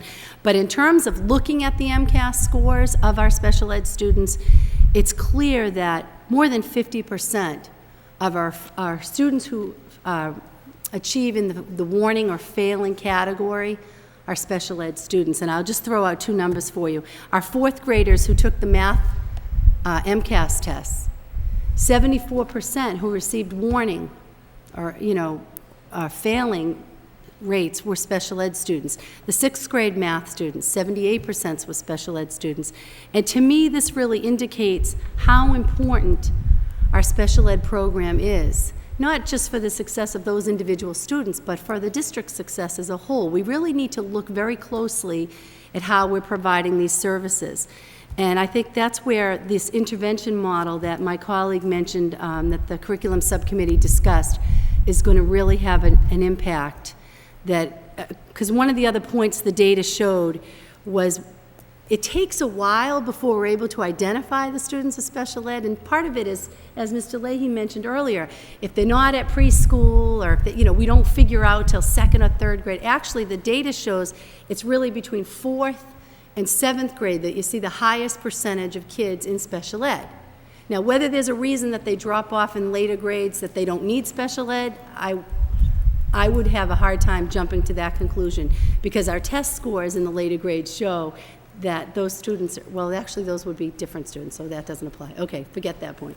But if we look at, if the bulk of the students are identified fourth grade and beyond, and now beginning in this September, we're going to have these intervention models that really don't require all this evaluation 45 days. As soon as we identify that a student is not reading at grade level, we're going to be intervening and providing the resources for that student. I'm hopeful that we're going to see much better reading scores, that the whole identification process perhaps will have even less kids that need the services. If we're able to get them the help in first and second grade, by the time they get to fourth grade, they'll be doing a lot better with the reading. So I think that intervention model is key. The last item on the agenda had to do with what happens to students after they don't receive special education services anymore. And that was based on a motion that my colleague, Mr. Leahy, had. His request was for information concerning students who are released from special education services. What safety net is available for those kids? Once we've determined, you know what, you don't need special ed services anymore, what is in place to make sure those students continue to succeed? And what we learned from the meeting was there really isn't anything specifically in place for those students, because once they're released from special ed is no longer involved, period. But the other safety nets, just in terms of the accountability that each school goes through, are in place. The principals are looking at the test scores of all their students. The teachers are aware if students are not thriving. So it's hoped that with the key focus on the interventions in the English language arts program and the math program, that those students, if they were slipping, would be identified right away. But we don't clearly have something in place that says, you were a special ed student last year, so we're going to keep an extra eye on you, because special ed is not in that child's picture anymore at that time. The motion was to recommend the school committees accept this report as a report in progress, and to just let you know that we will be following up. Ms. Westaway suggested that by February, she would be able to give us some decent data on the improvements we will see based on these changes we've made with the new staff on board and the new tracking, that we would hopefully as close to mid-year as possible, but we're looking at February to really kind of look back and see what kind of progress we've been able to make. I'd open it up to any other comments from my committee. Thank you. Mr. Leary? Just real quick, I guess what my motion really was tracking how many IEPs we were in violation of the law, and I think we came out to 1/3 of that. Now, that's simply unacceptable, and I guess we're going to, the whole committee will hold you accountable, Madam Superintendent. We need to be 99.9% on a success rate. That's just bottom line. There's no way to beat around that. I think that also ties into a lot of the other issues in terms of some of the numbers that my colleague was tying in. We're not preparing the IEPs timely. So benchmarking it, we put $500,000 in payroll to ensure we're successful. So now let's just be successful. Thank you. Mr. Leahy? Thank you. I just had a comment on my part of the meeting. I guess I was a little disappointed to find out that once students are off of their IEPs and out of special ed, that special ed doesn't have any more responsibility with them. But what I was happy to hear afterwards that I suppose, now it's the responsibility of the teachers and the principals to follow the students. And I have heard, and my compliments to the superintendent, that I have heard throughout the state that Lowell is a district where people want to work with more professional development that we offer now through your direction. So I suppose that,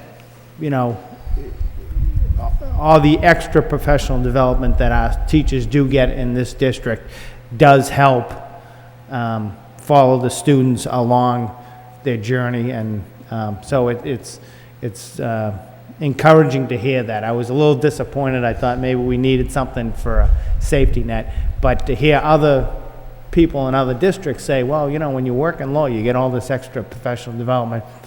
And I guess that does take care of the problem itself. So I did want to pass that along to you, Madam Superintendent, that you'd be to be commended on the professional development that we do here. Thank you.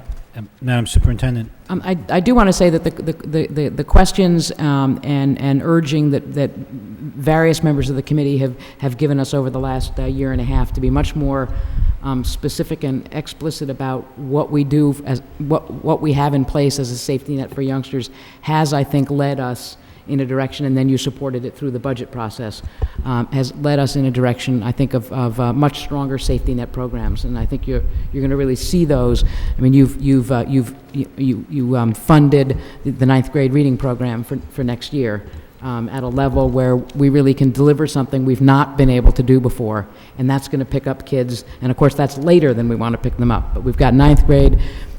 You've raised important questions. I think Deputy Superintendent Rurak and others have responded with a very thoughtful plan for middle school intervention in both reading and in mathematics.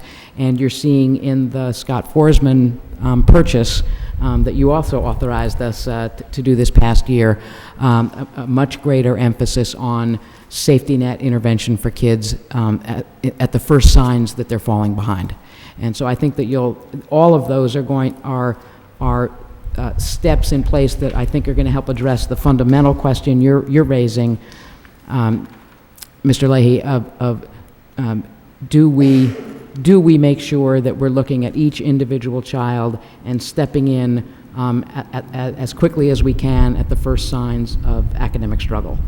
And I think and I want to applaud the committee for the support and the encouragement and the prodding and the urging and the questions that you've asked over a year and a half or 2 year period that have intensified our focus on that.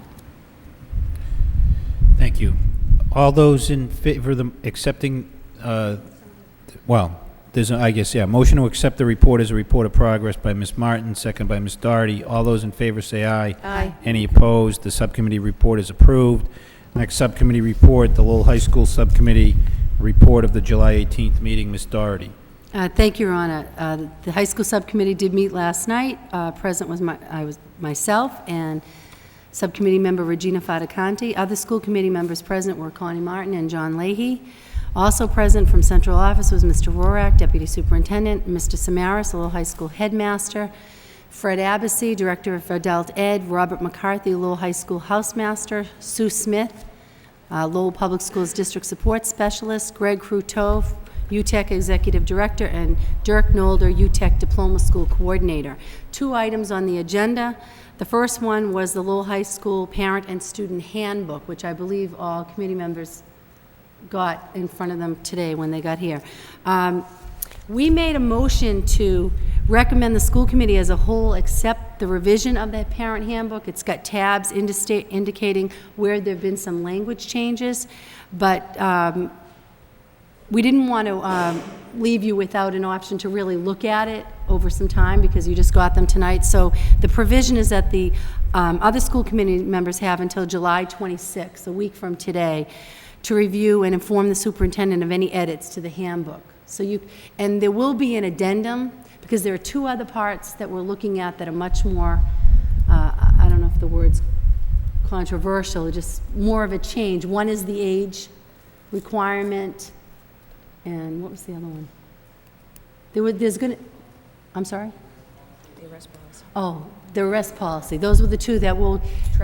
Trespassing, right. Once they have that information, they'll give it to us and they can publish it as an addendum, but we didn't want to hold up the whole handbook because of those 2 items that require more discussion. For purposes of tonight, I just wanted to mention some of the more substantive changes to the handbook, because a lot of it is basic clarification, but if you could turn to the attendance policy on page 4.1, we're really trying to tighten up the policy about attendance and tardiness and really hold kids accountable to attending school. And so if you look at the bottom definition of absence, on -4.1, an absence is a day or series of days missed from school. Every reasonable attempt will be made to contact parents after each absence. Parents will be notified by a letter after the 3rd absence. So we're trying to be more proactive in letting parents know that if their student is not coming to school. A student who is absent without a documented excuse will be considered truant, subject to disciplinary action, and will not be allowed to make up any missed class work. A student who has been absent for more than 5 days in a semester will receive no credit for the course unless official documentation is provided to the house office excusing the absences. So that means you would get no credit for the class. And if you turn to the next page, 4.2, the brown text, which is the new text, all student absences must be documented in writing with a parent's note and, where applicable, official documentation like doctor's note and court documents. The document must be turned into the advisory teacher within 5 days of the student's return. The advisory teacher will forward all notes to the house office. I think what's key in this point is that parents have to provide notes, and the notes are only acceptable for 5 absences. And those 5 absences you will be able to make up so that you wouldn't have to have an incomplete, that you didn't finish the course. But anything other than that, you have to have documentation from a doctor or court approval, things like that. The only other thing was regarding tardiness that I thought,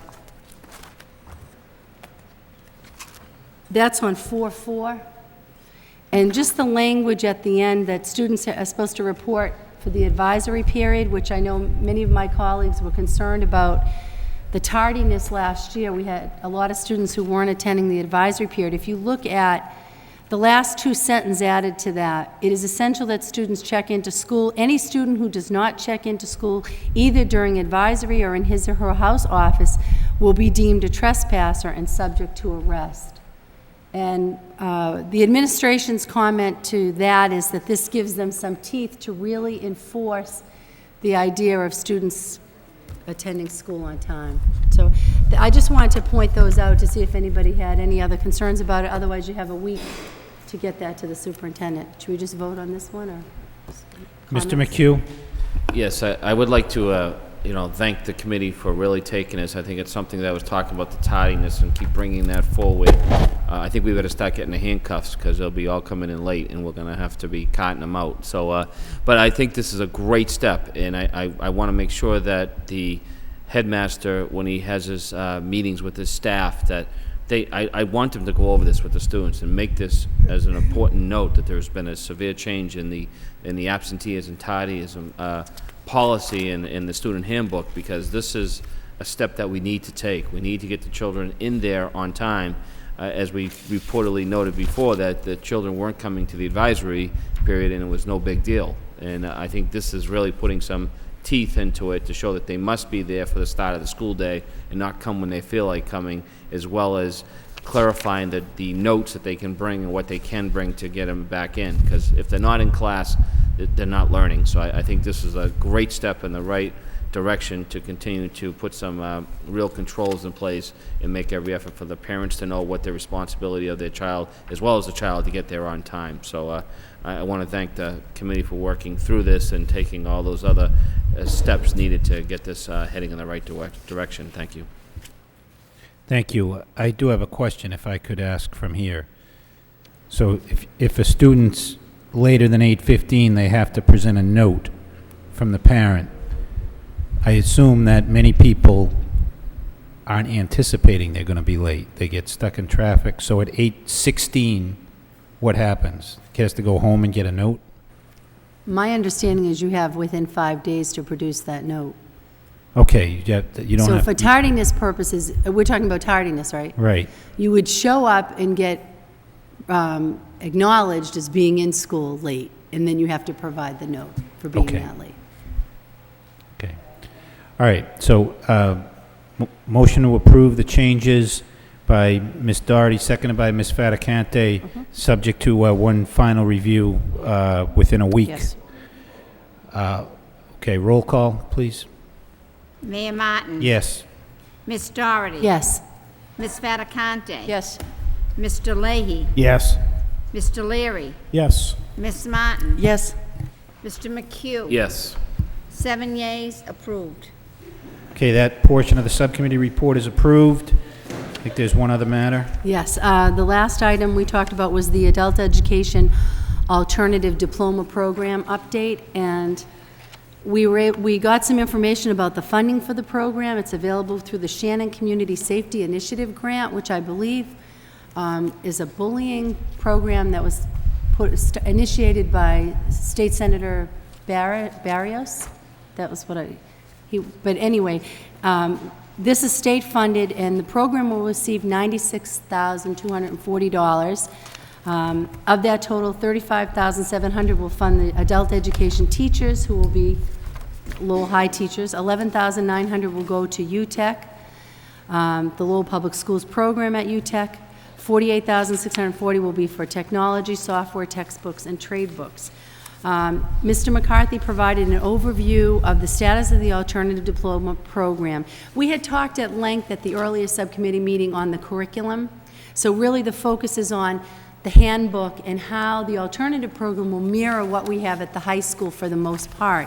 So I believe committee members got a handout that highlights what parts of the regular, traditional Lowell High School handbook would not be included in the alternative high school handbook. And most of it is because they would not be pertinent to the alternative program.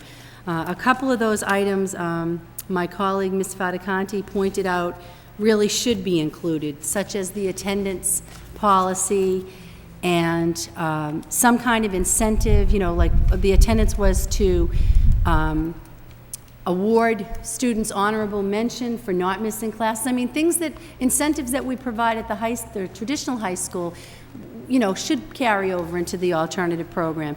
Ms. Fattacante also suggested the part about dual enrollment be included in the alternative handbook, because that, again, is an incentive for students who are experiencing success to know that they could participate in college classes and get dual credit for it.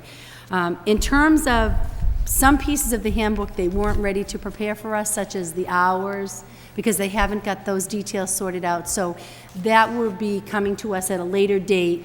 This school is not expected to start until November, so we've got some time with those details. So this is really a report in progress, and we would ask the school committee to accept this as such,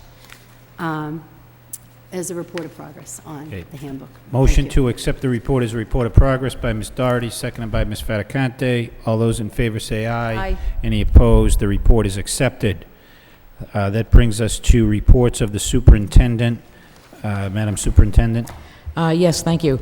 The first report is an update on Chapter 70 aid. I thought the committee would want to know how the state made changes in the Chapter 70 formula, and particularly pointing out the changes that had particular benefit for Lowell and contributed to the ultimate decision of the conference committee to fund Lowell at the higher level. So one factor was the decision to uncap the inflation index. The Chapter 70 had been artificially held down by just artificially capping inflation. So they had an inflation factor in the formula, but they didn't allow it to actually reflect inflation. So by uncapping that, that certainly helped a district like Lowell, which receives, over 80, well over 85% of its total budget through Chapter 70. The second that helped Lowell was that a premium was added, $50 per pupil who's an English language learner. So with almost 1/4 of our students, almost 4,000 of our students as English language learners, that contributed to the increase. And then a $25 per pupil premium for all youngsters in the Commonwealth who are eligible for free or reduced lunch. And again, that's 2/3 of our students. So that played a part in the foundation formula changes that contributed to our getting the $3.1 million figure instead of the $800,000 figure. Superintendents from across the Commonwealth, and certainly the urban superintendents, were very active in advocating for those three changes. Any questions that committee members have that want to follow up on the Chapter 70 formula? I'd be happy to provide additional information. Okay, thank you. Next report. Yes, competitive grant funding. You heard mention in the in Mr. Doherty's report of the high school subcommittee of the Shannon Community Safety Initiative Grant. There's a really hard work done by the police department to organize this grant application, and it involves a number of agencies within the city. Overall, the city is receiving close to $900,000 for a one-year grant, and almost $300,000 will go to support school programs. $96,000 for the alternative diploma program, another $68,000 for us to expand parent engagement, particularly through the introduction of an automated voice mail and telephone system that we can link with our new student database system, so that we'll be able to give guidance counselors, assistant principals, housemasters across the district great capabilities to be able to make telephone contact with multiple numbers from a home, to be able to notify parents, for example, the night before an open house, or that afternoon before an evening meeting that's going to be a college fair, or to notify a particular group of youngsters who were absent that day, or who were tardy that day, or who earned A's at the end of the first quarter, and a principal will be able to record a congratulations message in multiple languages, and the technology will make it possible to send in the appropriate language to the appropriate telephone number. So this capacity tied into our student database system will really bring us into an arena that I think is long overdue, and one that we think will be very helpful for a variety of tasks. And this grant makes that possible.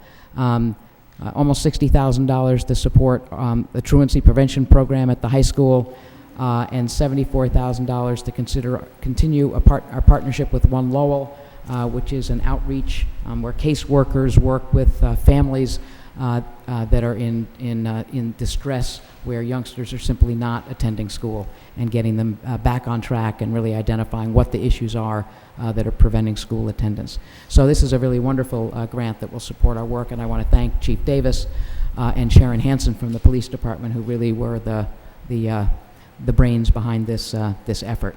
Then the second set of grant is from Ed Vesters, and committee members know Ed Vesters started out several years ago as a Boston-based philanthropy, and we were very fortunate to be identified as the one other community they would seek to outreach in, and we have secured 2 more grants for this coming year through Ed Vesters. One is to support the new teacher academy at the high school, And the second is to expand the partnership between the revolving museum and the Fine Arts Department at Lowell High School, to expand options for high school youngsters connected to the revolving museum. So we're very excited about both of these grants, and wanted committee members to be aware of all those opportunities.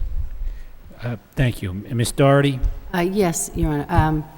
I'd like to, through you to my committee, I was wondering if we could send a letter of thanks to Chief Davis from the school committee, and I mean, not only the chief, but all the police officers who work with our students do an amazing job. My son participated in the Student Police Academy for the second summer in a row, and this is when they work with the middle school kids, which is a great way to get them involved. They learn CPR, they get to know the police officers that will be at the high school when they get to the high school. It's just such a positive experience for our middle school kids. And now the work they're doing with Operation Attendance, I just think that, you know, we can't thank them enough for the cooperation that we really are, as a community, responsible for these children. And the support we get from the police department, I think, has really been essential. So I don't know if we Sure, could I take a vote second on that. that. All right. Motion to send letters of thanks to the police department by Ms. Doherty, second by Mr. Leahy. All those in favor say aye. Any opposed? That matter is approved. I guess continuing on. Yes, the next report is a technology report prepared in response to a motion from Committee Member McHugh, looking for information about the status of our use of technology to support curriculum and instruction. And you have a report broken out by elementary, middle school, and high school of some of the most important aspects, examples of the ways in which technology is being used to support our students' learning. I think committee members know that the last several years, our support for technology at the elementary and middle school level has really taken a hit. It's one of the areas that we made significant reductions in order to cope with the budget cuts of the last several years. So whereas 4 years ago, every elementary school had a full-time computer instructional technology specialist and a full-time library media specialist, now schools are lucky if they have a half-time of each, and in a growing number of schools there is not one or the other. So the result is that, particularly at the elementary level, the variation across schools in the ways in which technology is used to support instruction is really the variation is growing wider. And we really lack the human resources to really bring all the schools up to the really kind of high level of use that we would expect and hope for. Committee members know that this year we took another big hit where the federal grant that we had been supporting the position of administrator for technology for the school district as a whole was slashed, and we actually eliminated that position. So this is an area that we're seeing the effects of that most strongly at the elementary level. The middle schools still have full-time library media specialists, so that's a help. They all still have a technology specialist, although that specialist is teaching much more than working with teachers to help them learn to use technology effectively. So this is an area I was glad to have the opportunity to provide the report. There are still important and useful things going on, but they are not at the level, particularly at the elementary level, that we would really hope. We've been most successful in sustaining and really strengthening technology at the high school. That's where we've sustained the resources. We've got 17 computer labs. We've got 5 instructional technology specialists. We have a network manager that just sustains and keeps the network operating at the high school. So it's there where we've been able to provide the most consistent support, that we're also seeing the most consistent use of high-level technology to support student learning. So welcome committee questions or comments. Mr. McHugh? Thank you. Actually, I think it's a very good report, a very complete report. It's really focusing on, I think one of the things I was looking for is where we are and what we're doing with our technology uniformly across the district. I'd like to send this to technology subcommittee and the curriculum subcommittee, because I think those two groups need to sit down and work hand in hand and talk about some of these curriculum items that are listed here. But also, I think the other piece is, I'm not sure if we received it yet or we were working on the actual years of computers, because I noticed that within this report, it does refer to some of that. And I know that'll be forthcoming, and once we get that information, we can have the subcommittees get together, because I think that's the other piece that are going to tie these two together, so we can have that discussion. And I think as Mr. Leahy was even getting to talking about earlier, these are one of the items I think that we have to work now in order for next year's budget to have any type of recommendation. So when we sit there, we have all the facts and documents in front of us to make well-educated decisions when we look at, can we afford to buy computers? Because that is always something we have to keep looking at. I know one of my colleagues, Mr. Mendonça, and I continuously try to raise that issue to make sure that we don't fall behind, because once you fall behind, it gets more difficult to catch up. So I think that's the next step for this committee, is just to send this to those two subcommittees, and we'll meet and work through and report back to the committee on these issues. Thank you. Okay. Before we act on that, the first two reports, we didn't take action, so we have a motion to accept the first two reports by Ms. Martin, seconded by Ms. Faticante. All those in favor say aye. Aye. Any opposed? The first two reports on Chapter 70 and competitive grant funding are accepted. As to this report, motion to refer this to the curriculum and technology subcommittees by Mr. McHugh, seconded by Mr. Leary. All those in favor say aye. Any opposed? That report is so referred. Next report, Madam Superintendent, on teacher attendance. Yes, committee members 4 years ago identified attendance as an issue that you wanted us to deal with in a way that would reduce the number of days lost for students to teacher absence. And this is a report that tracks the trends over a 4-year period. Of course, the area that we have most control over is the short-term absence due to short-term illness. We have minimal control over long-term illnesses or maternity leaves. So if you look at the red bars, you can see that we went from in 2002, 2003, district-wide from 4% of the days lost to short-term sick leave down to 3% of the days lost. That's a 25% improvement over a 4-year period. I think it speaks to our teachers' professionalism and commitment to be here. You know that there are times when the teacher doesn't feel 100%, but they make the effort to be here in spite of that, because they know the day is going to be more productive for their students with them present than with someone else present. So I really want to thank our faculty for its hard work over 4 years to really make this kind of a significant improvement. I do note that the purple bar is the bar that is the unintended outcome result of a large number of retirements.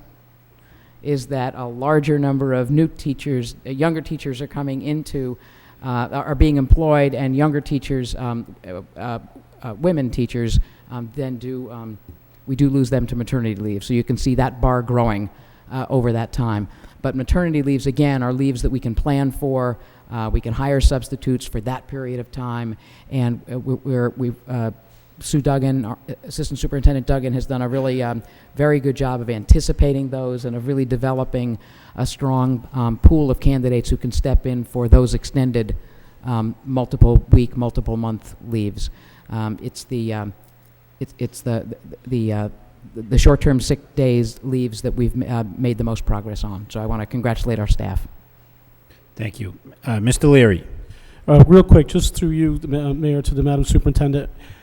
The first thing, I like the chart, I like the color and all that. That's very cool, quite frankly. I guess I really want to get into more drill down material later, but what I really want to find out now is how do we benchmark this to see if it's really good? I mean, can we benchmark it against the town of, the city of Brockton or the city of Nashua or what have you?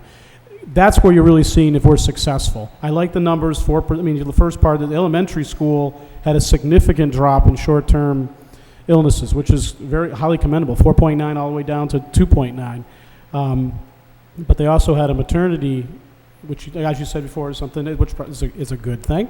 You can't control that. I really want to benchmark it, the short term and the long term specifically, and personal development and other areas other than maternity, because that's something it is what it is. Can we do that? Is there data out there that you can do that? I know you can't pull it up on the state website. At least the few folks that I've spoken to have not been able to do that. I know that in my realm of insurance, a lot of folks don't want to share negative information like we have a lot of people out. So I know that might be a challenge, and I'm being long-winded here, but that's kind of my question.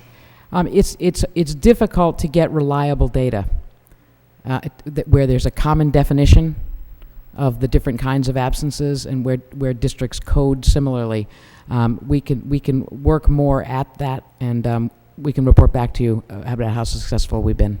No, and I appreciate that. And I think later on what we need to do, and it's not probably time right tonight, is really drill down into specifics in terms of long-term. I know long-term, those issues are really folks who are probably significantly ill, and I don't really want to know, the numbers. I just want to know how we compare to another school district, or likes. I mean, I guess only like would be a school district. So you can really show, listen, we're successful at what we're doing in terms of working with our union, working with our folks in the field. I'm very happy. I mean, the numbers clearly show elementary is a significant drop in short term. That's commendable. It's a very good job.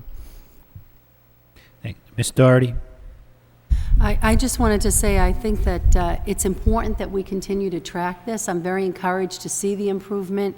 And I guess math was not my strong suit, so Mr. Lang, perhaps you could correct me if I'm wrong, but I think that 3% equals about 5 days out of the school year, would you say?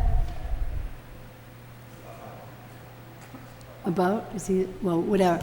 About, okay, so, I mean, I don't think, not that there's not room for improvement, but I think we've, in the past, had publicity that, teachers are not showing up for their classes, and at least in terms of looking at these numbers and our short-term illnesses, we are making improvement, and the numbers overall do not speak to an abuse in this area.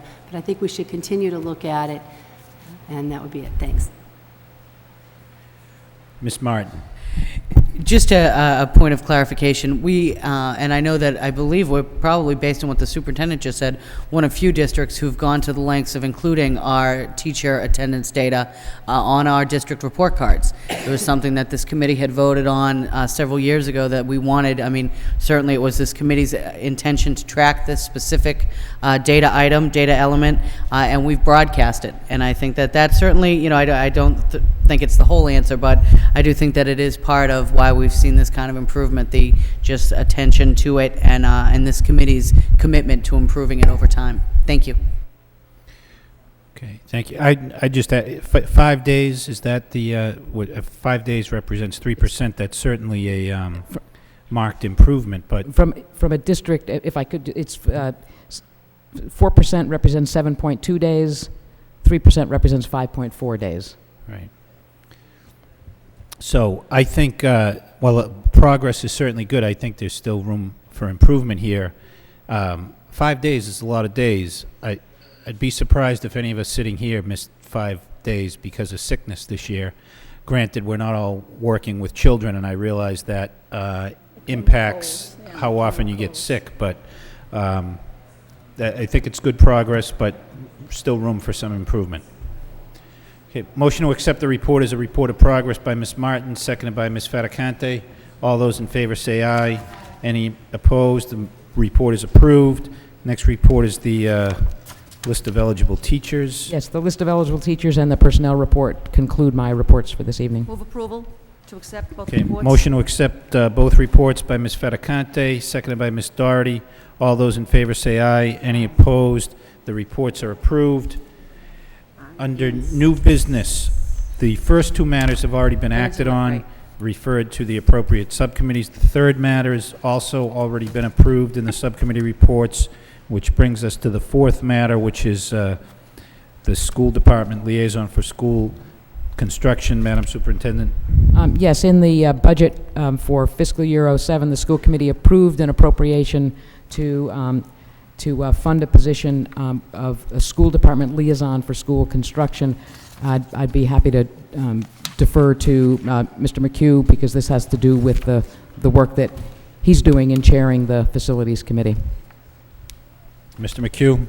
Yes, I think this topic came up some time ago and was being developed back prior to the introduction of a project manager. And I would ask at this time that, due to some changes in reading through the job description, there seems to be some duplication of efforts in this job description. So I would prefer that we hold off on taking any action tonight, and that I'd make a motion to send this to the Finance and Facilities Subcommittee to review this job description, because I don't want to see any confusion between a project manager and what his duties are, and if we're going to have a liaison, what those duties are, and getting into any complications. If we're going to go this route, I'd like to make sure, if it's still needed, that we have a seamless, very tight job description and move forward. So I'd like to send it to that group and review it one more time before we actually take any motion. The project manager is going to be doing some work and be reporting back probably in late September, early October. So we have some time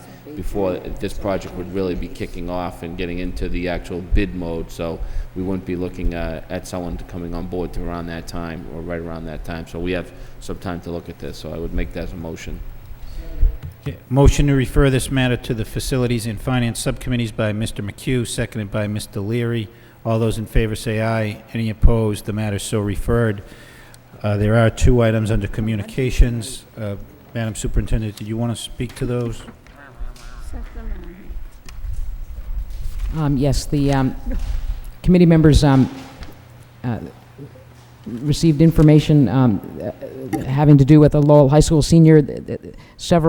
A month or more ago, the school committee approved a late out-of-state travel request for one of our seniors, Amber Zapatka, so that she could compete in the United States national championships, youth championships in rowing. And she finished 9th overall in that 3-day competition, and thought the committee would want to, if they had not had a chance to see that story, that was the outcome of that particular trip.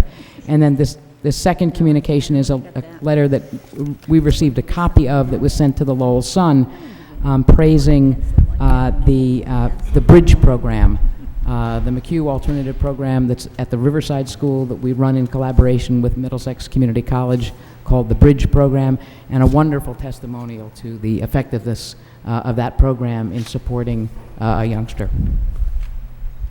Okay. Motion to accept the communications placed on file by Mr. Leahy, seconded by Mr. Leary. Mr. Leahy. Thank you, Your Honor. I also would just make a motion to send along a copy of this letter to the city councilors, just so everybody can take a look at it, because we're all part of the big picture here, and any praise that we get in the schools reflects the city as a whole, and just to make sure that councilors get to take a look at the letter. Okay, we'll see to that. All those in favor of the motion as amended by Mr. Leahy, say aye. Any opposed? That matter is approved. I believe that is Who seconded the amendment? I need a second. second was by Mr. Leary. Okay. Okay.